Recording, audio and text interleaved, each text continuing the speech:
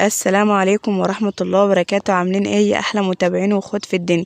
النهاردة ان شاء الله هنعمل مع بعض النسكافيه برغوة عالية، وطريقته سهلة خالص. اتمنى ان الفيديو بتاع النهاردة يعجبكم.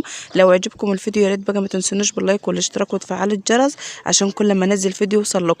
احلى كوبايه نسكافيه تشربيها. طريقته سهله خالص وبسيطه وسريعه، احسن من اللي بتشتريه من بره بمبلغ كبير. هوريك ازاي تعمليه بطريقه سهله ومبسطه خالص. اول حاجه عشان نبدا نعمل النسكافيه، رغوه النسكافيه، هحتاج معايا ازازه فاضيه زي ما انتم شايفينها كده، ومعايا معلقتين نسكافيه ومعلقتين سكر ومعلقتين ميه. هحط كل المكونات دي في الجزازه اللي هي الفاضيه. هحط المعلقتين النسكافيه والمعلقتين السكر والمعلقتين الميه. ده النسكافيه سريع الذوبان. همسك بقى ارج الجزازه دي حلو، لازم ترجها حلو عشان خاطر تعمل معاكي رغوه حلوه ورغوه عاليه.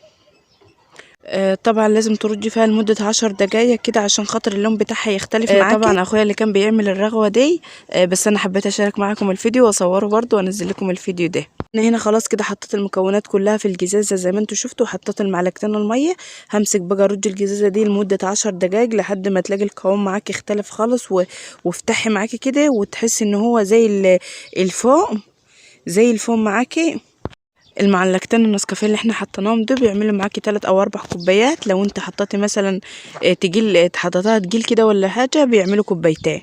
وطبعا على حسب الرغبه، والسكر برضو حسب الرغبه.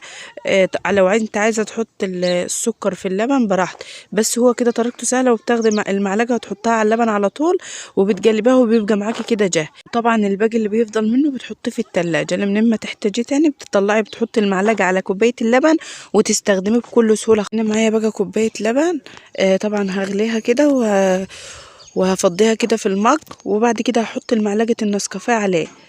شايفين القوام بتاع النسكافيه تقيل خالص ازاي، زي الفوم بالظبط. احلى رغوه واحلى كوبايه نسكافيه تشربيها، وطبعا ده اوفر واحسن من بتاع بره 100 مره. يا رب الفيديو بتاعي يكون عجبكم. طبعا الفيديو زي ما انتم شايفين الرغوه زي ما انتم شايفينها كده. يا رب الفيديو بتاعي يكون عجبكم. لو عجبكم الفيديو بقى يا ريت ما تنسونوش باللايك والاشتراك وتفعلوا الجرس عشان كل ما انزل فيديو يوصل لكم. ويا ريت تشاهدوا الفيديوهات اللي في اخر الفيديو، انا متاكده ان هي ان شاء الله تعجبكم.